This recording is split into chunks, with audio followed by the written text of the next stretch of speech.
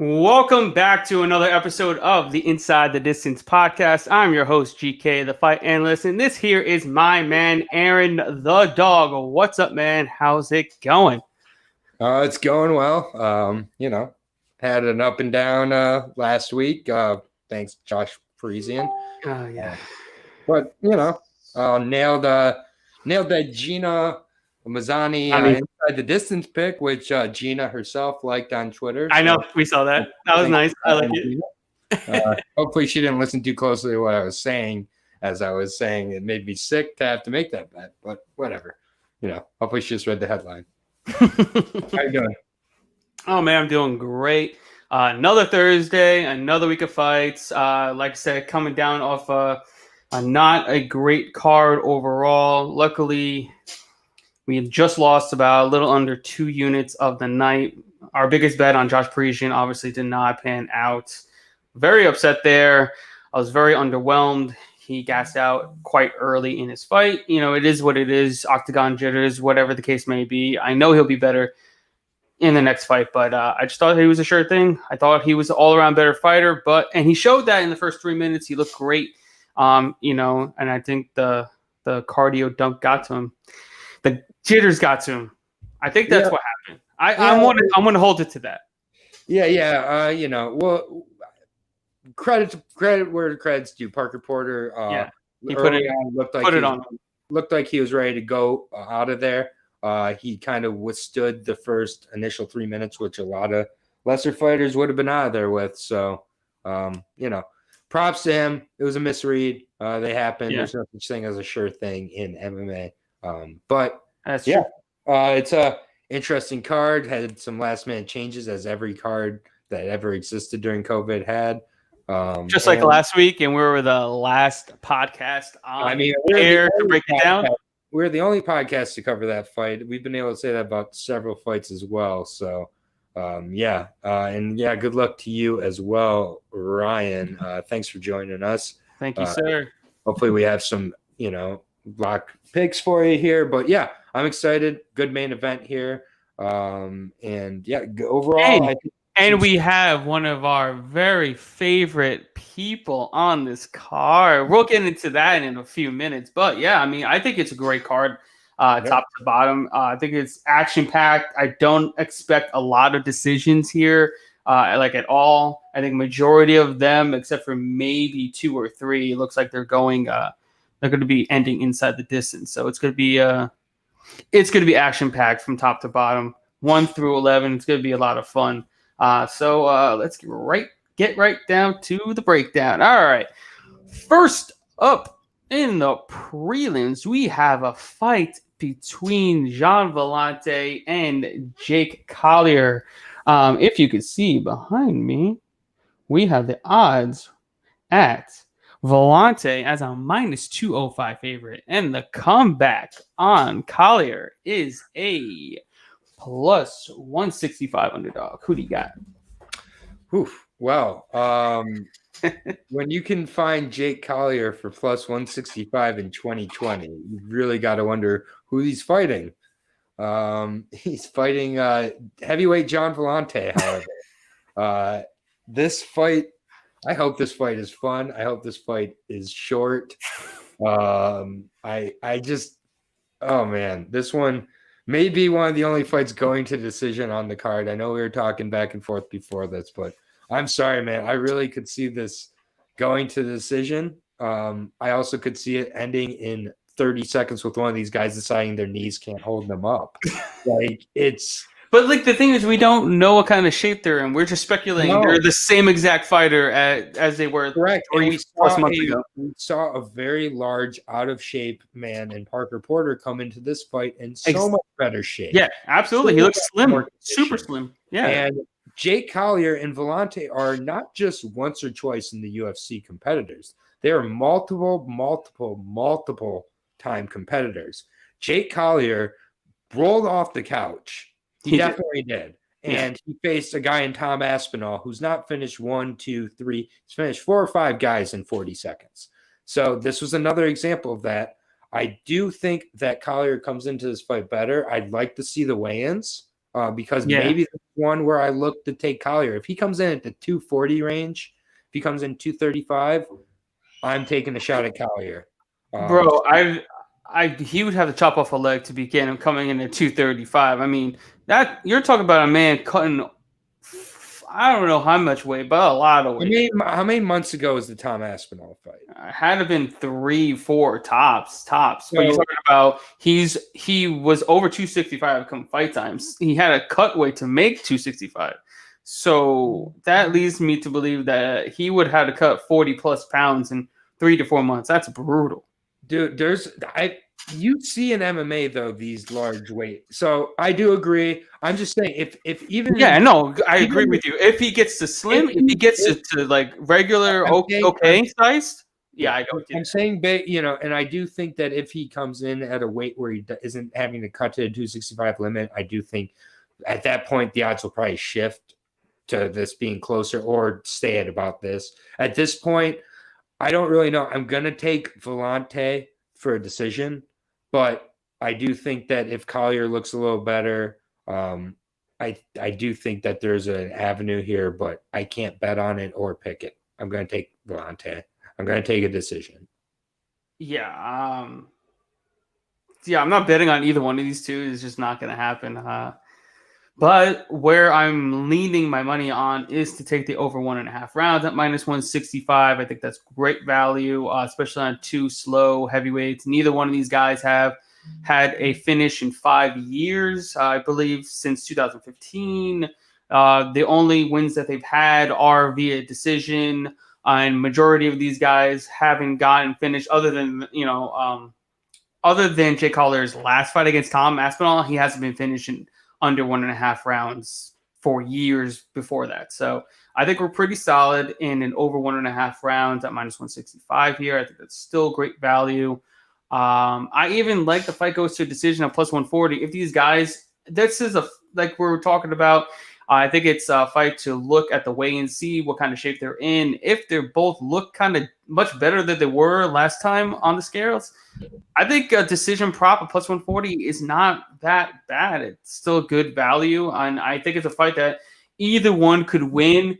But if I had placed my money on either side, I'd probably take Vellante as well in a gross decision. Yeah. This might not be the prettiest one of the night. But yeah, I'll agree with you on Vellante. All right. Next up, we have in the featherweight division a fight between Damon Jackson and Ilia Topuria. Right now, Topuria is a minus 260 favorite in the comeback on Jackson's a plus 200 underdog. Who do you got? Whew. I mean, this is a really, really interesting matchup. Topuria really, really goes in there and is like pedal to the metal the entire time. Stand up, grappling, whatever he's doing, he's looking to finish.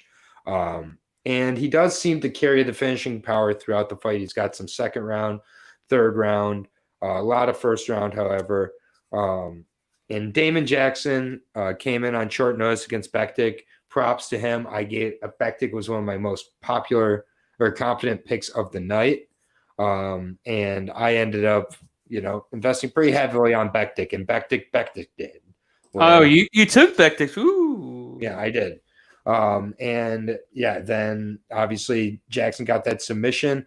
I don't see that being an avenue for Jackson. I do see that being the only way Jackson wins this fight is a submission. So as long as Topuria stays smart, minds his P's and Q's, he is a Brazilian Jiu-Jitsu black belt, legitimate black belt.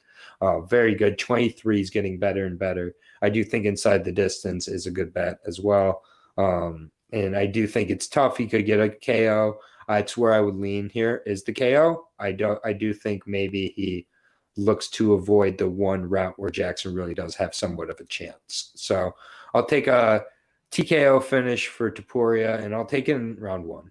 I do think that Jackson could get caught and finish. So I do think Topuria gets it finished, and I'll take round 1. Yeah, I'm probably leaning towards Topuria as well. I don't like his minus 260 price tag. He's still fairly new to the sport. He's only 9-0. Damon Jackson has fought really good competition. But he just doesn't look comfortable on the feet for being such a tall, lanky fighter. He doesn't use his length very well either. So I feel like Topuria should be able to get inside, land those heavy, heavy right hands that he did against Alal. And I think he could probably put him away with just one right hand. Because, this dude is brutal. He got a flying knee knockout that you've seen on ESPN, and that was within the first 10 seconds of the fight. So this dude cannot take a punch very well. All three of his losses, I think, are by TKO. No, 2 of the 3 losses are by TKO, and the other one was by a bulldog choke. So this man loses inside the distance. All 3 of his losses. I feel like another one's coming, making it 4 inside the distance. I'm taking Topuria here inside the distance. Our man Ryan Diamond here got a plus 110 still available, so that's still good odds. This fight's not going to a decision.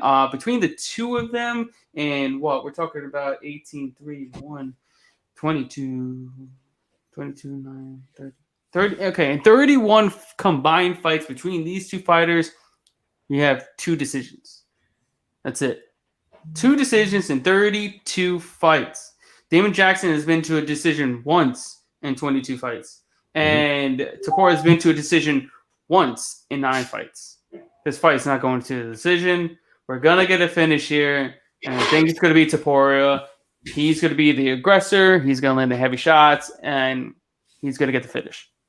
Yep. It's going to, yeah, I think this is a good opportunity. And they like Topuria because I do think this is a favorable matchup for him. So. Oh yeah, it is. I think it's going to be if he doesn't get the first, the finish in the first 2 rounds, things start to get dicey in round 3. But I think he should be up on the scorecards in the first 2 rounds, where even if it goes to a third, he just doesn't get. If he doesn't get finished by Jackson, he should win.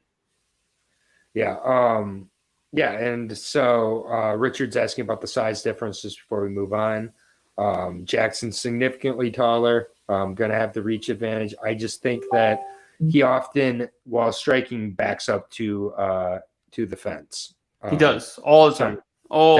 That will quickly eliminate that reach advantage, especially in the smaller octagon here in Vegas. Obviously, we're still in the smaller octagon, so Topuria is going to be able to pressure forward and get him against the fence. I see the knockout coming against the fence as well. Yeah, and like I said earlier, Jackson's not a good distance striker at all. He doesn't know how to use his range very well. He lets his opponents come inside on him. Bektis did it within Will. He got that flying knee knockout in first 10 seconds of the fight in the PFL tournament. Stuff like that. He lets his opponents hit him. He's very hittable. Where he excels is in the groundwork.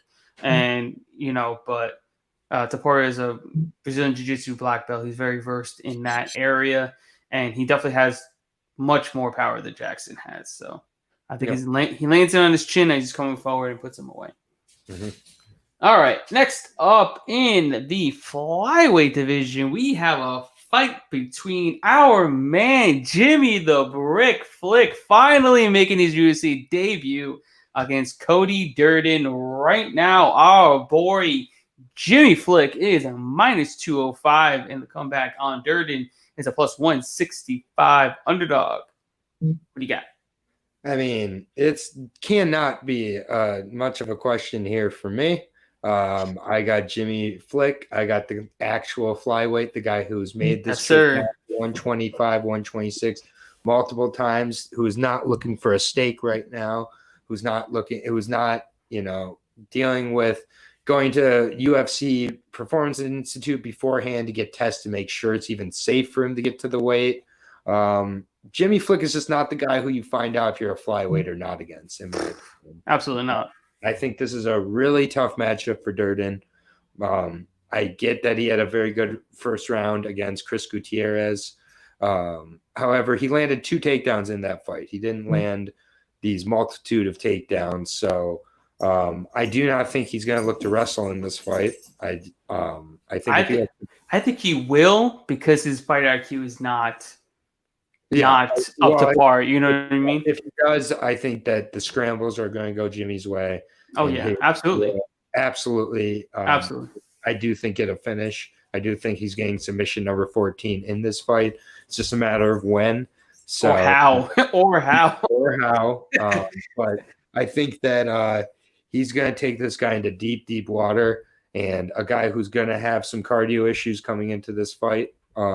First time making it down to 126 if he makes it. I expect him to weigh in at about 129.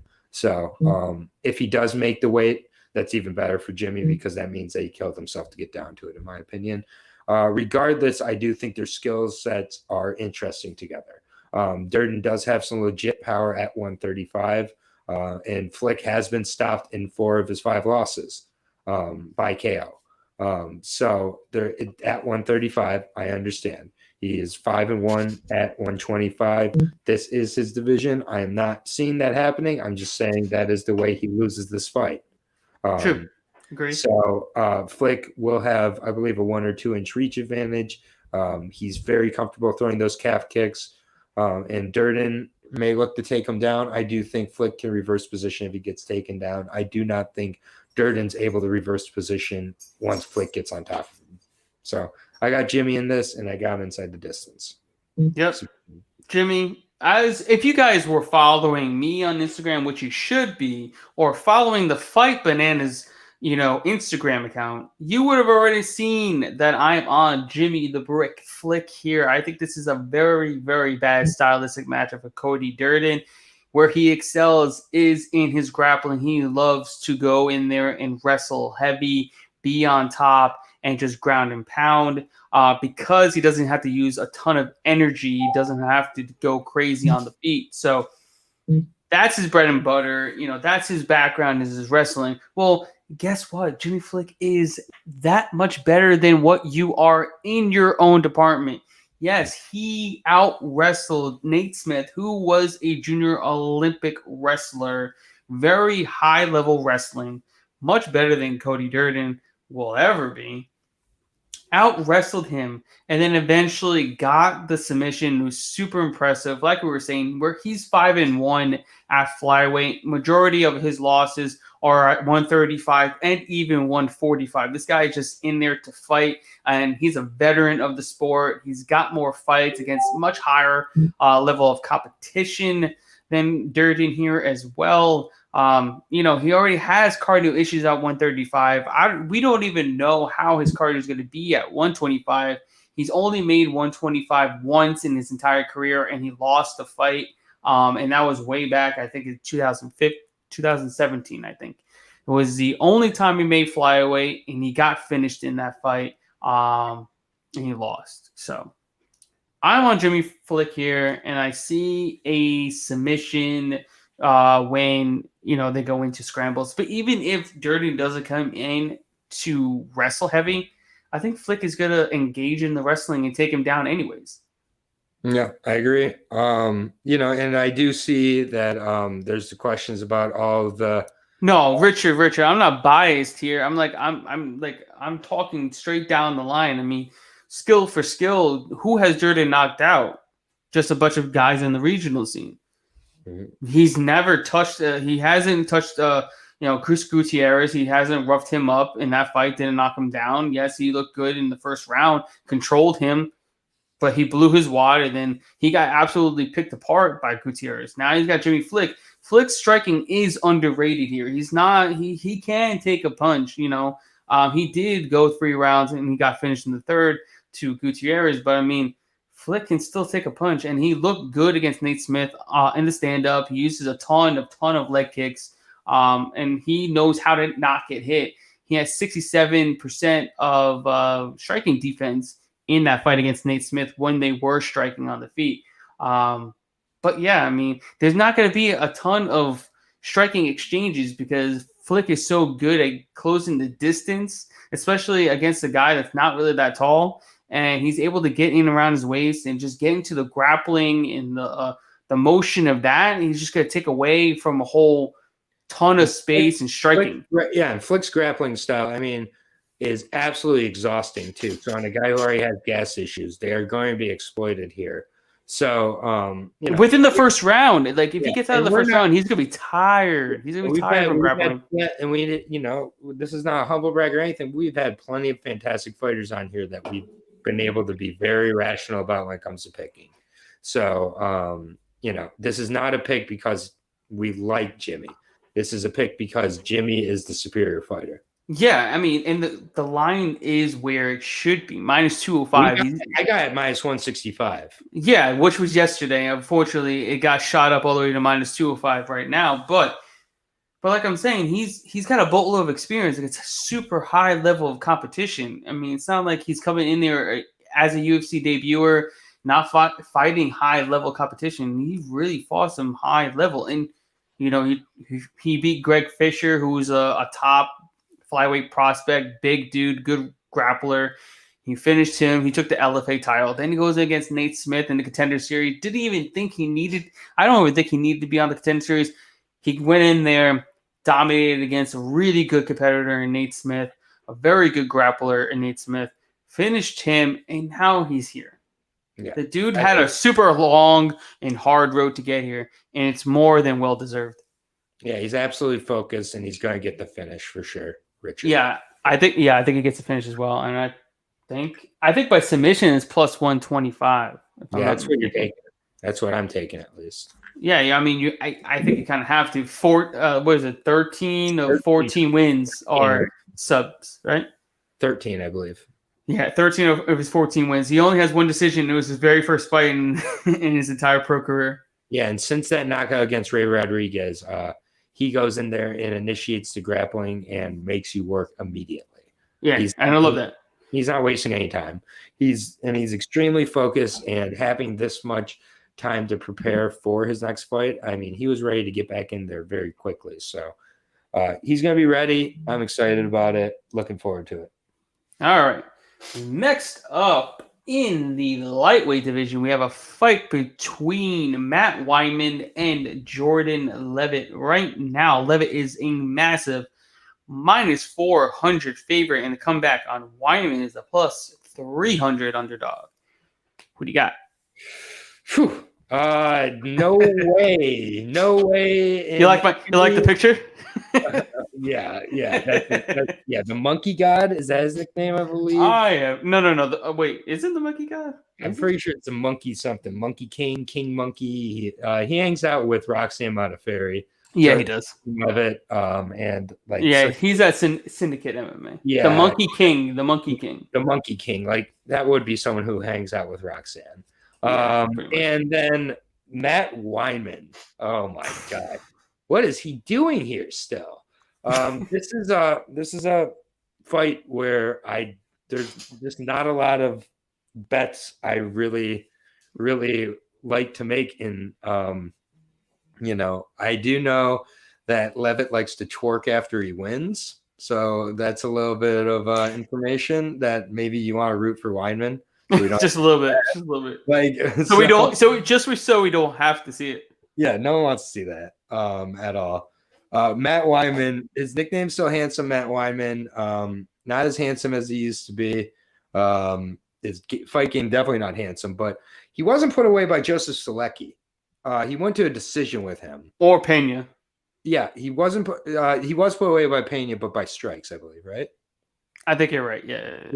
But he wasn't submitted by Pena. He hasn't been submitted, I believe, in any of ever. He's lost a lot, so he's had plenty of opportunities to lose by submission. Especially against someone like Joe Selecki. Yeah, and so if Levitt isn't able to submit him, then what? He holds on to him for 15 minutes, pretty much. Yeah, I mean, it's dog or pass, straight up. Do you think it's dog or pass, or is it just pass? Or pass, yeah. Okay. I mean, a lot of times when people say no. Like, predict who you think is gonna win. Do you think Levitt's gonna win?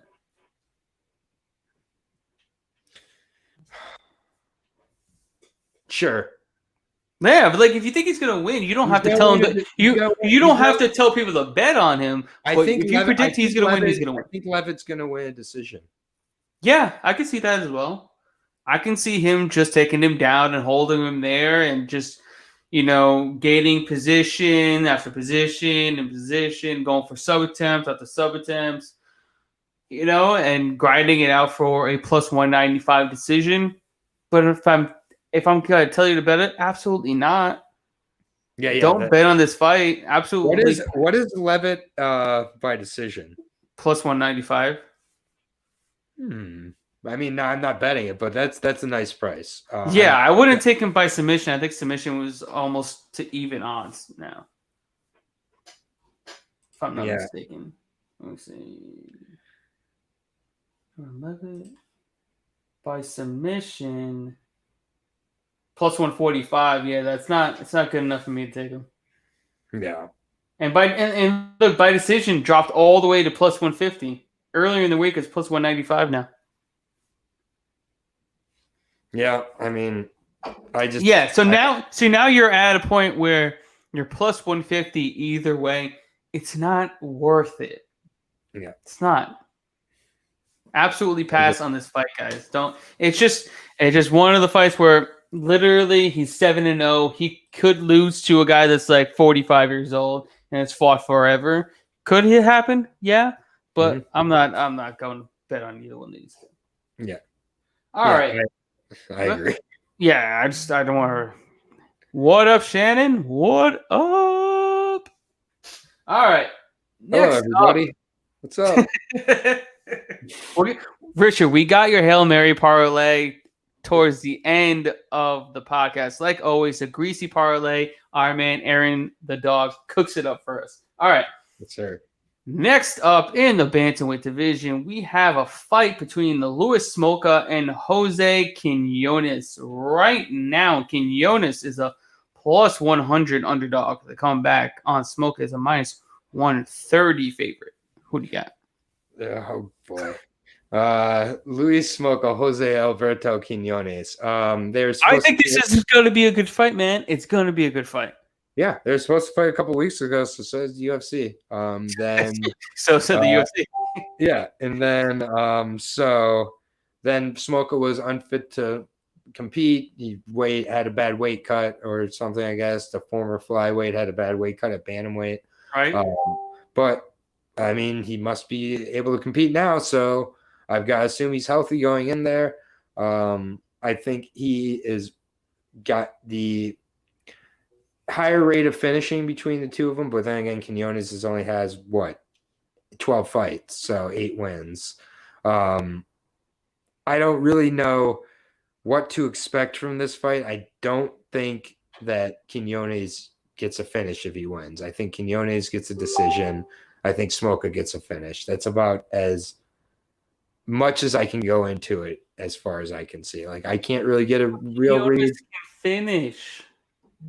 Well, I don't see Quinones finishing. I haven't seen Quinones finishing since 2015. So, but it doesn't mean he can't. I'm just saying what I see. So I take my pick is Quinones by decision. You know what? Screw that. It's the volume of Quinones that's going to have the advantage over the power and finishing rate of Smolka. You're getting a little choppy, Garrett. So, am I better now? Am I better? You seem okay. Yeah, I was just saying you were starting to get choppy, so I wasn't sure if I was going to have to vamp. But my bad. Yeah, more bad. My pick is Quinones based on overall volume and movement, and just being, I think, the more in shape, ready to fighter. All right. I don't know who to pick in this fight. It's very, very close. I've been tossing and turning when it comes to this fight and figuring out who to pick. They're both so completely close. But I'm going with Smolka. And I think he gets a finish here. Mm-hmm. Under 2.5 rounds, plus 140. I like the under 2.5 rounds very, very well here. And already he's been dropping. I mean, I saw it steadily at plus 160 and then it kept going all the way down to plus 140. people and the sharps are getting on it. Get on it now before it moves any closer. I think it's going to be a high-octane fight. I mean, you're talking about Smoka that has what? 1, 2, 3, 4, 5, 6, 7, 8, 7 fights in the last 2 years. Every single one has gotten either a finish or he got finished. So either way, this man loves a firefight. He loves to get finished by submissions, and he loves submitting and knocking people out. So I'm taking Smoka here. I think he's got more tools, and I think we have value on the under 2.5 rounds plus 140. I think the other part that's interesting here is Quinones averages like 2.5 takedowns per 15. So he could kind of get himself in his position where he gets submitted even early on. Smoka is a good guy. Exactly. So he might put himself in that position, but also it could result in Quinones having a kind of lay and pray type decision. Too. Or he can take it back and sub him.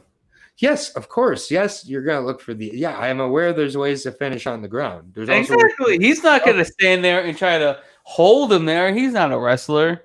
He's a guy that's looking to get a finish every which way. He's a guy who's looking to get a win by any means necessary. I don't know. He doesn't have many of those. He doesn't have many of those wins, so. You're right. And Smoke only – well, his last 4 wins in the UFC have all been that way.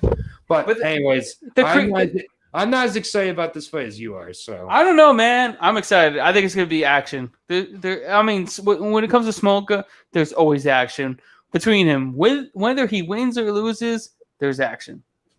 Fair enough. All right. All right. Next up in the featherweight division, we have a fight between Nate Landwehr and Movsar Evloev. I think. Evloev? Evloev. Yep. Evloev. Just take it. Evloev. Okay. Yep. Right now, Evloev is a massive minus 650 favorite, and coming back on Landwehr is a plus 425 underdog. Who do you got? What's Evloev inside the distance? I think it's plus 140. Or plus 200. Hold on. Give me a second. No.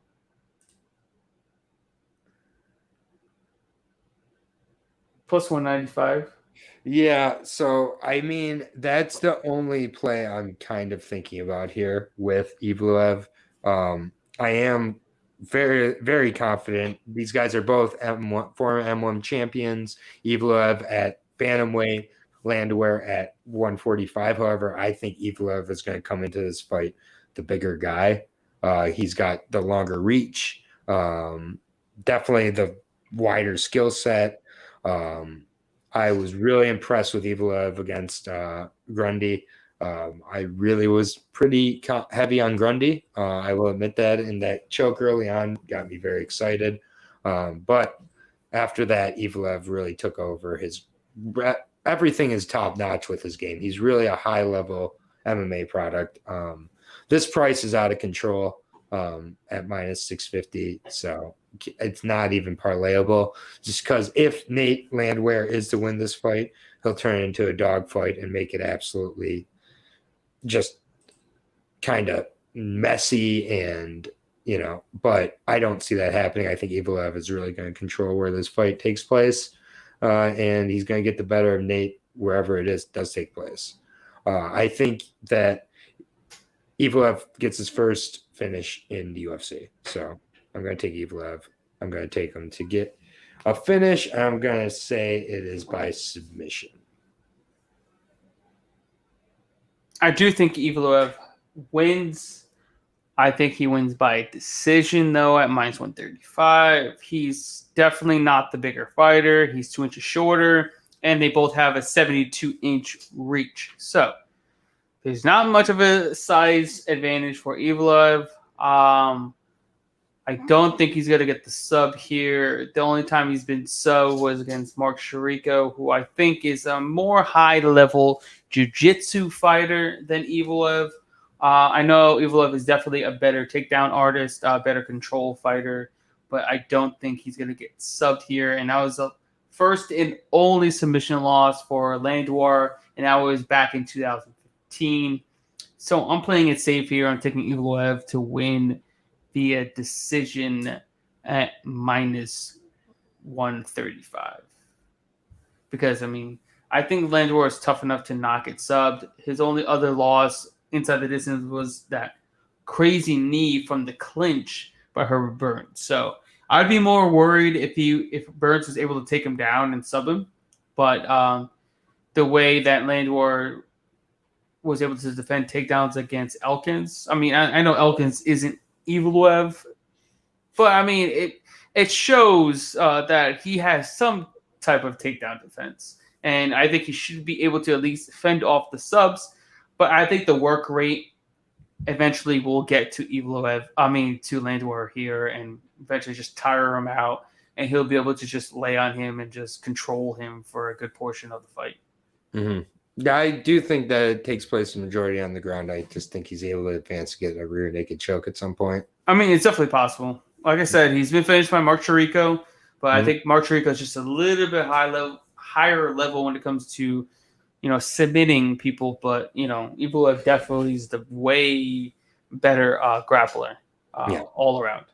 But, yeah, there's not much to play there. So that's why I'm trying to play it safe and maybe take a Evloev by decision prop. Yeah, fair enough.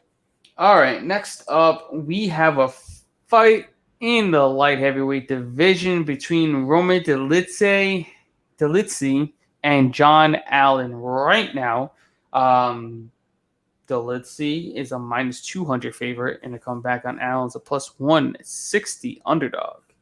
Who do you got? So John Allen is I think this is a good fight. I think it's a good test for Dolidze, who's still very green in his MMA career at 7-0. Had the USADA issues for a couple of years that paused his career. He came back and beat Kadis Ibrahimov. But who hasn't? I mean, like, he put him away in the first round, knocked him out. John Allen, coming off that fight that got changed into a contest, but had a really impressive performance against Mike Rodriguez. Had a lot of takedowns in the fight. And it was, if you haven't watched a lot of John Allen, you would think that was kind of his game plan. But before that fight, it really wasn't his game plan. He was kind of a Muay Thai shoot-to-box banger who would just go in there, throw a lot of leg kicks, and try to hit counters. And he'd take one to get one. He has been submitted in 4 of his 5 losses because in his losses, it's been guys who haven't just stood and banged with him. If Dolidze does that in this fight, I could see Allen getting a finish in the 2nd or 3rd round. If Dolidze uses his takedowns and uses his grappling pedigree, Dolidze I see getting a submission. I'm going to say Dolidze comes into this fight prepared and fights smart and gets the submission. So I take Dolidze by submission round 1 or 2.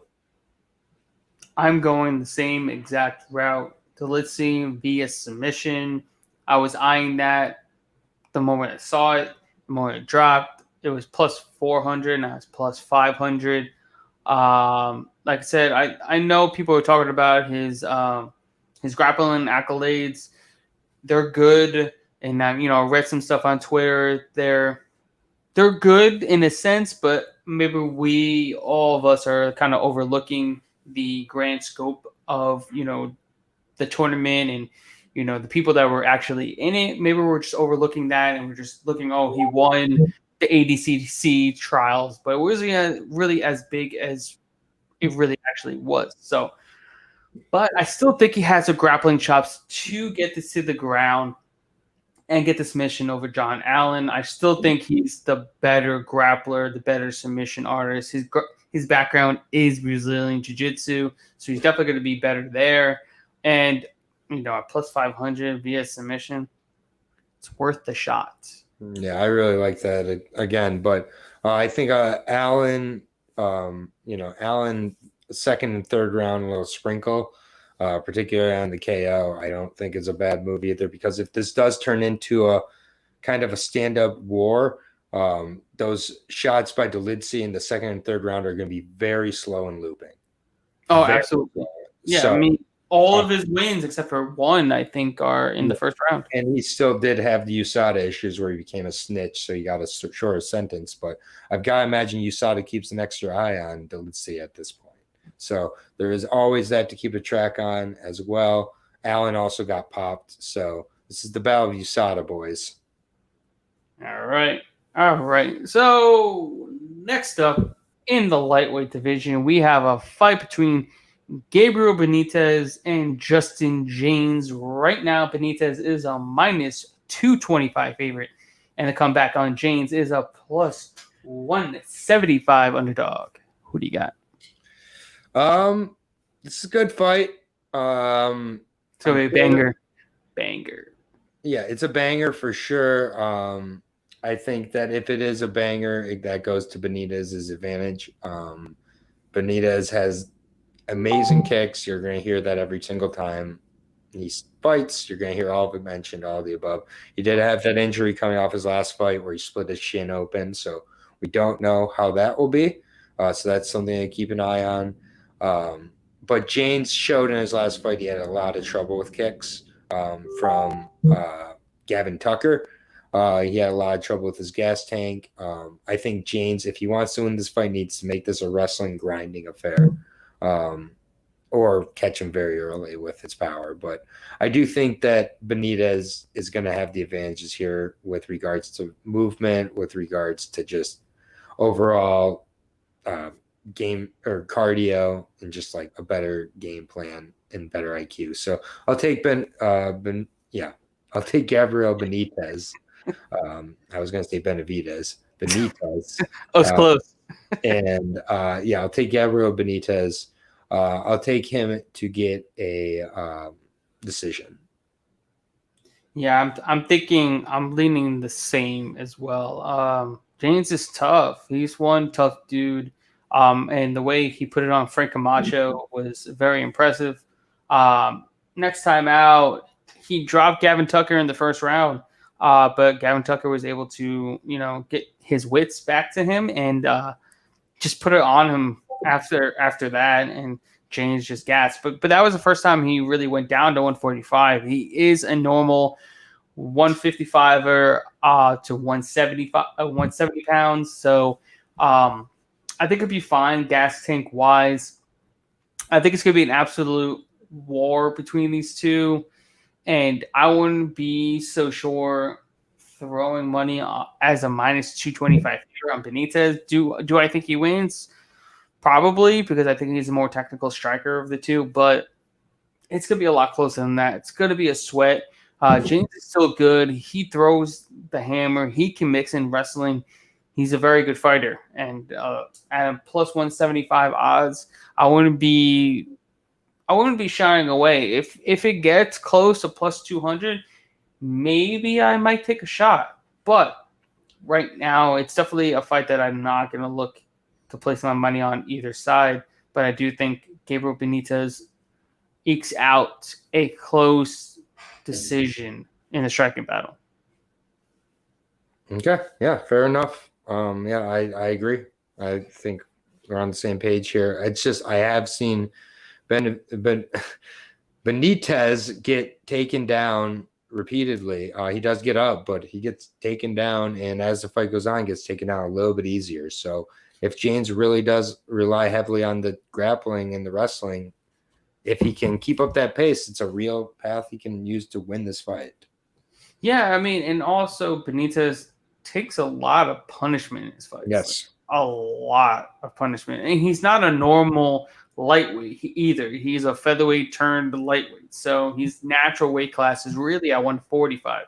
So I do think James might be, even though he's an inch shorter, he should be the more solid fighter between the two as well. So I think he's going to be the one packing more of a punch than Benitez here. But Benitez, I think he's just super lethal. He throws a ton of combinations. His kicks are very good. It's going to be a good fight. It's going to be a close one. But yeah. All right. Next up in the women's flyweight division, we have a fight between Tyler Santos and Montana De La Rosa. Right now, Santos is a minus 205 favorite, and the comeback on De La Rosa is a plus 165 underdog. Who do you got? I don't know. This is striker versus grappler, as like the most Is classic it though? striker Is versus it though? grappler. It is. Yeah, it's straight No, up. but Santos is also a grappler too, which is a weird part. Yeah. Well, she really doesn't show it when she was on her back against Romero Barella. But then she showed it against Molly McCann. That I Correct. never knew that she was gonna do that, which is why I took Molly fucking McCann. Yeah, as did I. Yeah, this is a tough one to call. I'm just gonna go based on some past performances here, so it's a little recency maybe, but Montana, when she gets hit, really reacts strongly. Her face shows it, and Santos, I think, will have a huge advantage on the feet. And so, if she's able to get up from a few of these takedowns that Montana will get, then I like Santos. And I think Santos could finish her too, because she takes a lot of shots. But I don't know. Like, this isn't one I'm really interested in betting on. I'm with you there. Yeah, I don't want to touch this. I've been trying to get a read on this fight. I don't like laying Santos at -205 just because she beat Molly McCann. That's just absurd. But I also don't like De La Rosa either. She's just one of those fighters I don't like to put my money on. I can't trust her. Her striking is terrible.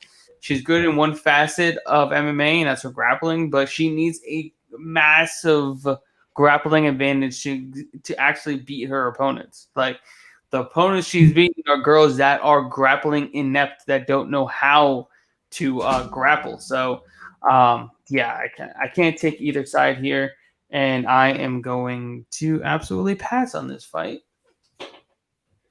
Fair enough. Yeah, I mean, there's other stuff. If I'm choosing someone to win, like I said, I would probably go Santos as well, as long as she can keep the fight on the feet. She should be the better striker of the two, and especially if Santos looks like she's on some juice, I think you got to go with Santos. Great. Yeah, great call. I mean, this is only like the second. I think this is only like the second or third fighter ever that Santos has fought with more than one fight. So there's that to consider too. Her Contender Series fight and her 2 UFC fights are the only fights where the fighter had more than one fight. It's true. So, I mean, this is like, again, Montana, she's a good wrestler, or claims to be. I mean, she's okay. But, yeah, not a spot I'm interested in. I really don't want much to do with it. All right. Finally, we're up to our co-main event of the evening. At 205 pounds, we have a fight between Vince St. Preux and Jamal Hill. Right now, Hill is a -170 favorite. And the comeback on St. Preux, OSP, is a +140 underdog. Let me guess, who are you on, Aaron, my man? We're putting the name up there. We're putting the 7-1 nameplate up. 7-1. 7-1 when I changed the name, and the one loss was on the Contender Series. So 6-0 on 9 Contender Series events when I changed the name. St. Preux +140. If you've been following my dog bets, +140 is a magic number for me. I hit +140s a lot. So to see it at +140, it just feels like it's in the stars almost. This is almost like seeing mirrors of each other, though. However, in all seriousness, we got 2 super athletic southpaws. One is just about 13 years younger than the other one, I believe, is the age difference. And the experience difference is 8 fights to 42 fights. St. Preux looked absolutely fantastic in his last fight. Remarkable. It looked like a brand new fighter. Yeah, and I think that short excursion up to heavyweight where he lost a fight he should have won against Ben Rothwell but couldn't because it wasn't the right weight class for him, I think really woke him up, made him realize what he needs to do and where he needs to be to still be relevant. OSP, he is getting older, for sure. He's, I believe, what is he, 37 now? Yeah, he's 37. So there is that question of when the wheels completely fall off. But the fight against Menifield, the counter left to complete it, it's just like, I'm telling you, like, that is just a huge performance to me. I think that one thing I am concerned about with St. Preux is he also struggles against southpaws. We've seen it against Dominic Reyes. We've seen it against Jimmy Manuwa.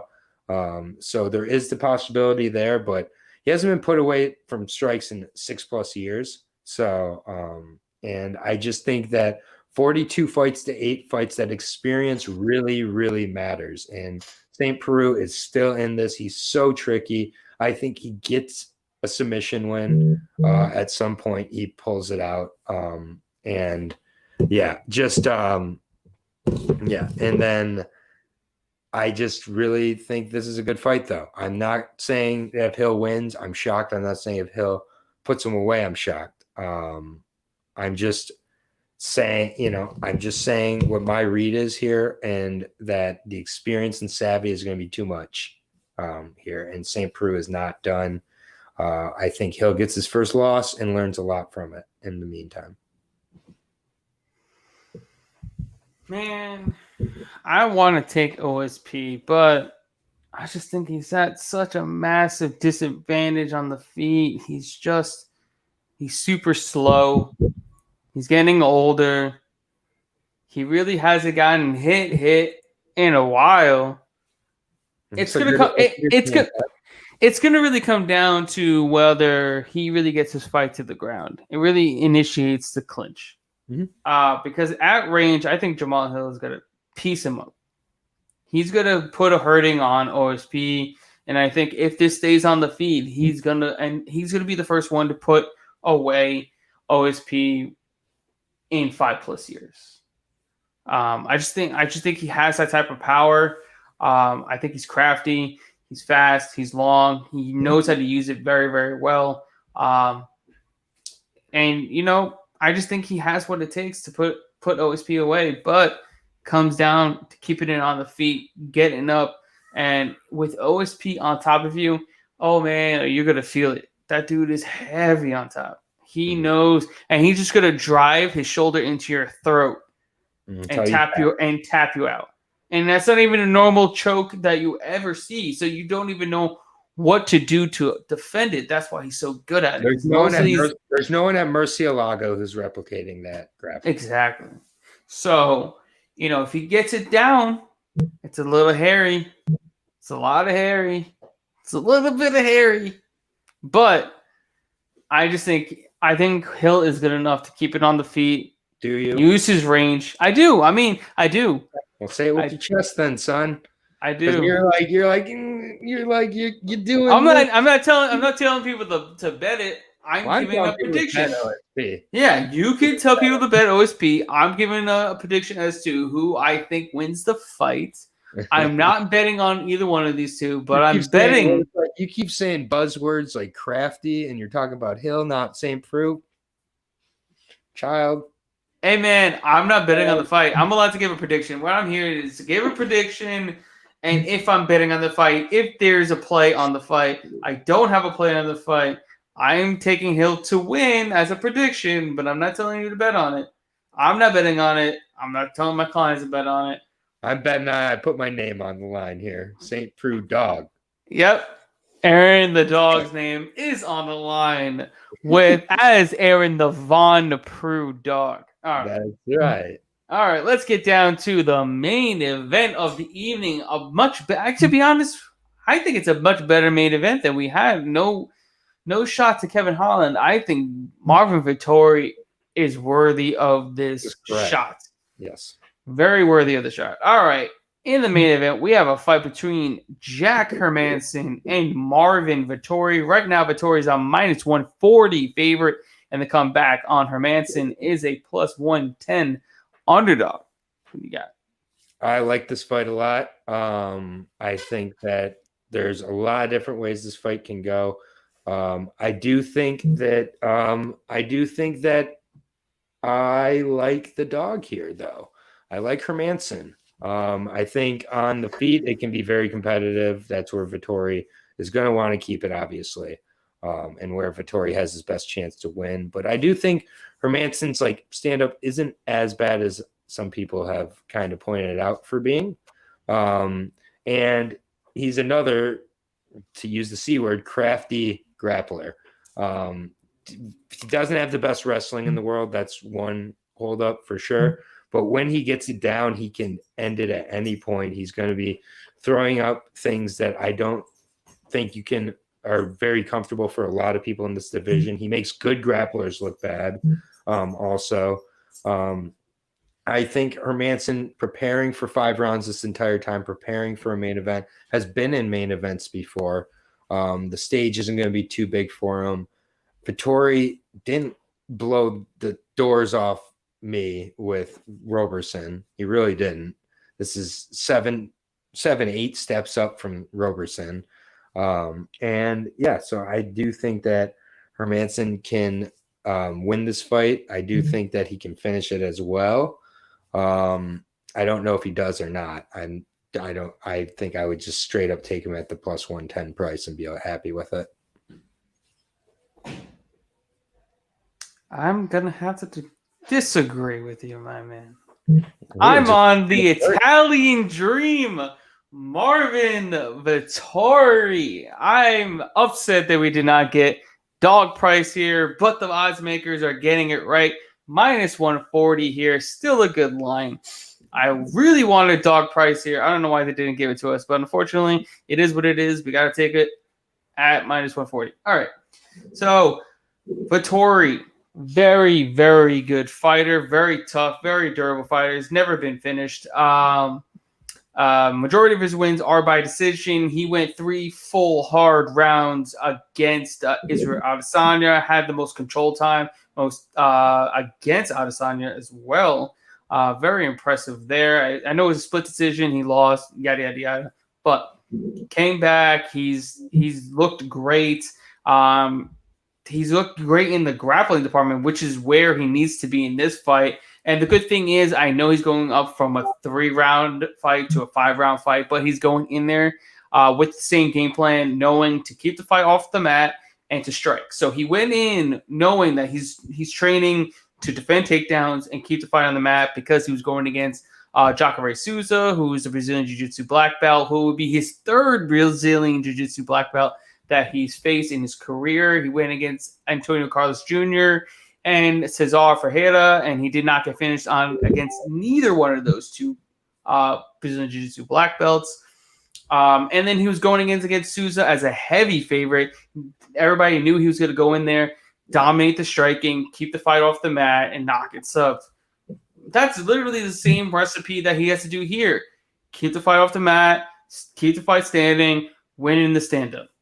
The same thing. The same thing he's going to do. He's got the 9th best takedown defense in the entire middleweight division history. He's only had over 10 minutes of his opponents controlling him in his UFC career, and the majority of that happened in his first 2 fights. After Antonio Carlos Jr., who had about a little over 5 minutes of control time, no one has more than 1 minute and 21 seconds of control time against Marvin Vettori, and that was Amari Akhmadov, and he only had 1 minute and 21 seconds. Everyone other than that was under 30 seconds of control time after Akhmadov. So I think his grappling is good enough to keep this fight on the feet. You know he's durable. You know he could take a punch. He throws a ton of combination. He outstrikes his opponents very, very well as well. I mean, his opponents are landing under 35% as well. So I'm going Vettori here. I got the stats all day. Mm-hmm. I like Vettori here.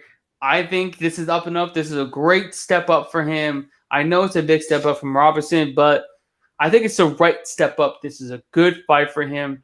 It's a good stylistic matchup. Another guy that really needs to take the fight to him and finish him early. Because if we've seen against Jack Hermansson against Jared Cannonier, he gassed after round 1 just trying to get the fight to the mat. If that same thing happens here, he's getting finished by Vettori, or just going to get an ass whooping for the remainder of the 20 minutes after the first round. Yep, that is the time it happened. Yeah, that's exactly what happened. I mean, I rewatched that fight. He didn't get the fight to the mat, and when he didn't get the fight to the mat, he was gassed because he was trying his hardest to get that fight to the mat. And if he comes in with those type of takedown attempts, I think Vettori will be able to defend them very, very well. After the Antonio Carlos Jr. fight, his opponents have been successful on 19% of their takedowns after that. 19% in the remaining of his UFC career. After 2 fights, the rest of everybody, which is like I think 6 or 7 fighters, had a combined 19%. And Cesar Ferreira and Andrew Sanchez combined 0 for 7 on their takedown attempts against Vettori as well. So the stats are there. I think it's a good step up. I'm excited to see the Italian Dream put in the work and finally get a well-documented win under his belt and shoot up to the top 5 in the middleweight division. Come on, who doesn't want to see Marvin Vettori get in there and throw down against some of these top-name fighters? You know, screw Robertson. Let's see this man throw down. This dude could fight. He's a fighter. I like the Italian Dream for my money. I mean, those are good arguments for sure. And I just don't agree with you here. So, but like, if Vettori was a dog, would you have changed your train of thought? I mean, not on this amount. No, I do think that you have to train for 5 rounds, and I do think that the guy who's fought 5 rounds and faced he's only gone 5 rounds once.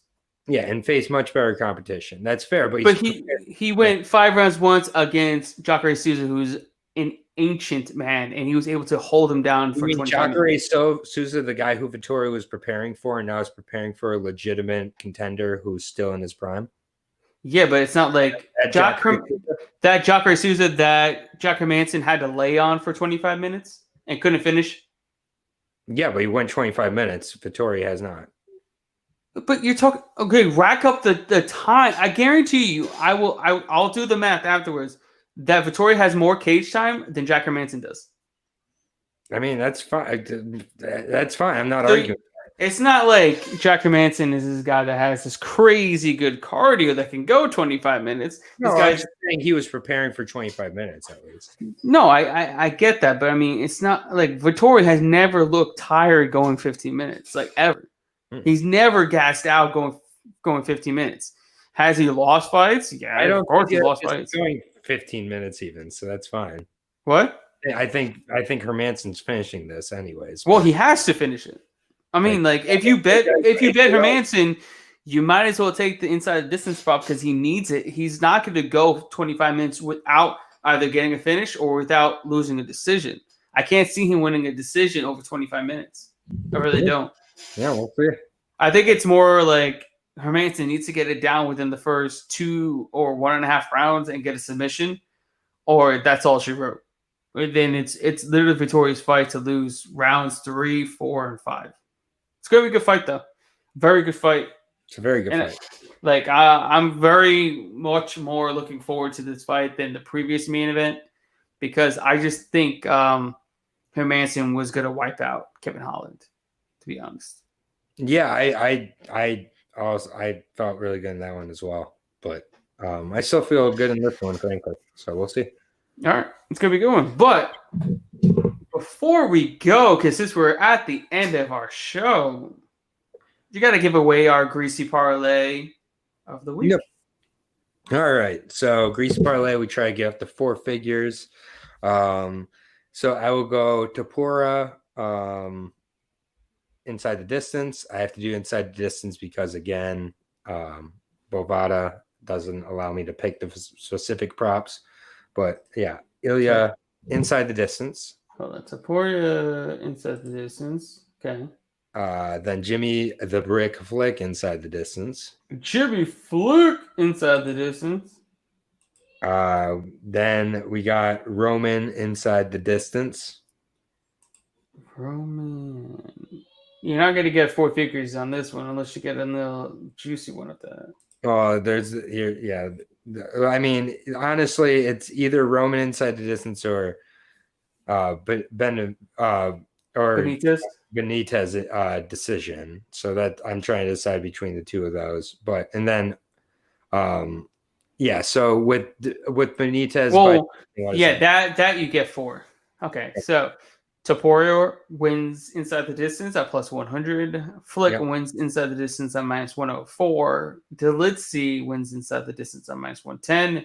Mhm. And Benitez to win by decision at plus 165 gives you a plus 1,885 odds. Yep. I like that. And then if you're feeling extra saucy, you can add in the Vince St. Preux inside the distance. Oh, Vincent inside the distance at plus 230, make it plus 6,450. That means $10. That's the extra. It's like extra crispy at KFC. That's the extra greasy parlay. If you extra greasy, the greasiest. You can add your inside the distance of if it's St. Preux or Hill, whichever one you think. Add that one. All right. So we'll disagree on. That's what we have for this week's episode of the Inside the Distance podcast. My man, Aaron, the dog, the Von Prue dog. Where can everyone find you? Obviously here on Thursdays. Next Thursday, we'll probably be going a little early because of the Bellator back on. So probably a Thursday afternoon show next Thursday for Jillian the Savage Robertson's pay-per-view card. So we're excited to break down her fight, and I guess Davidson Figueiredo and a few other people are fighting. Yeah. But Jillian's fighting, so that's all that matters. And so if you want to see me dye my hair live on stream, go ahead and tune in for that. Cougar Red is coming. A lot less red, as Richard pointed out. But yeah, Aaron Jay Brooks on Twitter. Otherwise, where occasionally I make an MMA take, but you probably wouldn't know as an MMA. It's a lot of movies and politics and all sorts of shit over there. So Aaron J. Y. Brooks on Twitter.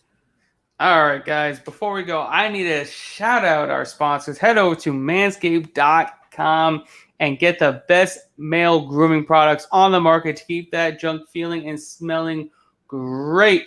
Use promo code TFTA20 for 20% off your order. And guys, head over to thefightanalyst.com. Get my package today. We're going to make some money. We got a ton of money on the line for this weekend. And guys, you know where to find me at Fight Analyst on Twitter and The Fight Analysts on Instagram and Facebook. With that said, we will see you guys cashing out at the ticket window. Until next time, you guys have a great night.